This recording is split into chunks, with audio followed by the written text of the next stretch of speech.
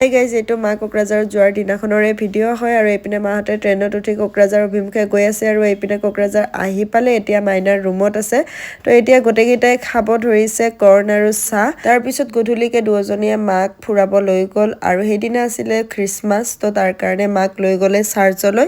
গীৰ্জা ঘৰলৈ আৰু ইমান ধুনীয়া পৰিৱেশ দেখিছেনে গোটেইকেইটাই ফটো উঠিলে তাত আৰু এইপিনে দেখিছেনে তলৰ পৰিৱেশটো ইমান ভাল লাগিছে বহুত মানুহ হৈছে আৰু মোৰ মাতটো আপোনালোকে গুৰুত্ব নিদিব একদম অসুখ হৈ মানে মাতটো ফাটি আছে তো অলপ বেলেগ শুনা পাই আছে চাগে মোৰ মাতটো আৰু এয়া তাৰে পৰিৱেশ ইমান ধুনীয়া লাগিছে মানে কেতিয়াবা মই পাৰিলে যাম আৰু খ্ৰীষ্টমাছত যদি পাৰো কোকৰাঝাৰ ইমান ধুনীয়া লাগিছে তাত মানে এই পৰিৱেশটো চাই কিবা এটা ভাল লাগিছে তো তাৰ পৰা মাহঁতে ঘূৰি গোটেই ঠাই চাই বাহিৰলৈ ওলাই আহি তিনিওজনীয়ে খালে পাপৰি চাট আৰু মায়ে চাগে সেইদিনাখন ফাৰ্ষ্ট টাইম খাইছে পাপৰি চাট কাৰণ মায়ে ক'তো নাযায় তো এইবিলাক বস্তু খোৱা নপৰে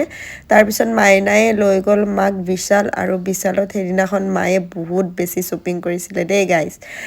চেণ্ডেল কিবা কিবি বহুতখিনি শ্বপিং কৰি এতিয়া গোটেইকেইটাই আহি আছে ৰুমলৈকে তো আজিৰ কাৰণে বাই